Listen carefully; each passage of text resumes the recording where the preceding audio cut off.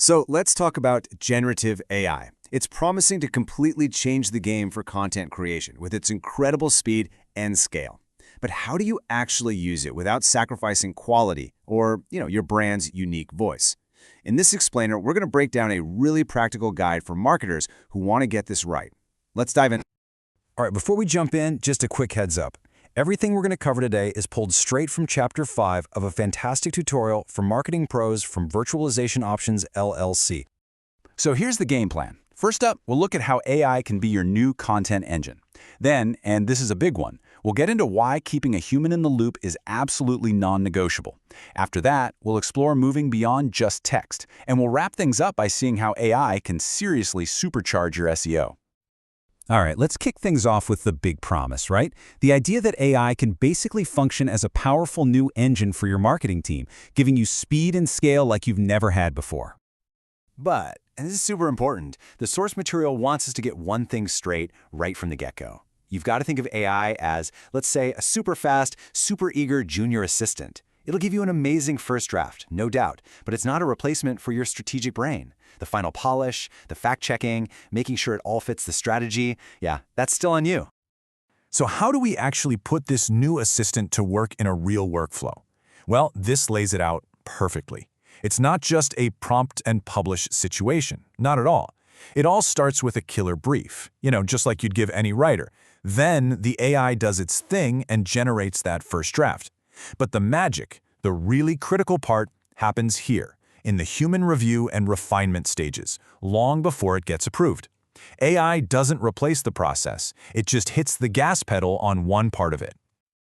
And that leads us right to the absolute core of this whole thing. This idea of keeping a human in the loop, well, it's not a nice to have, it's a non-negotiable if you want quality. Your strategy, your guidance, that's the real game changer here. Okay, check this out. This is a perfect example of that old saying, garbage in, garbage out. On one side, you've got this super vague prompt, and you get back something totally generic and unusable. But look what happens when you get specific. You tell it the audience, the tone, the length, the key points, and suddenly you're guiding it to create something you can actually work with. It's simple. The better your instructions, the better the result. And we've all seen this, right? If you don't give AI clear directions, it defaults to this bland corporate speak that sounds like a robot in a suit. But with the right guidance, a few examples, you can nudge it, you can steer it to sound like you, to have your unique brand voice, the one that actually makes a connection. So before anything sees the light of day, it's got to pass this three-point inspection. First, is it true? You have to check the facts because AI can and will just make things up with a straight face.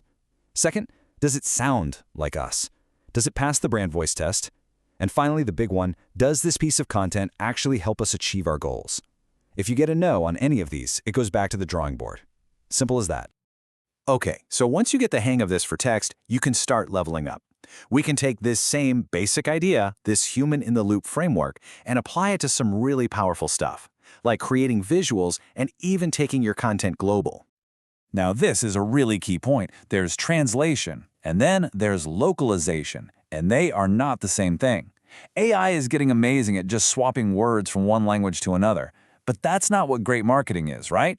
Localization is deeper. It's about getting the cultural references right, the idioms, the humor, making it feel like it was made for that audience, not just translated at them. And for that, you absolutely need a human who understands the culture to guide the AI. And then there are AI visuals, which, wow, opens up a whole new can of worms, doesn't it? Suddenly you have to ask all these new questions. Does this image even look like it belongs to our brand? What's the deal with copyright? Do we own this? Are we telling people it's AI generated? And, maybe most importantly, are we being thoughtful about representation and avoiding bias? These aren't tech questions. They're big, strategic ones. All right, let's bring it home. It's one thing to create great content, but what's the point if nobody can find it?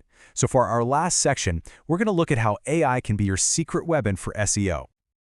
I love this. It breaks it down so clearly. Look at some of these core SEO jobs. Keyword research. AI can chew through thousands of keywords in the time it takes us to drink our coffee. Optimizing the content itself.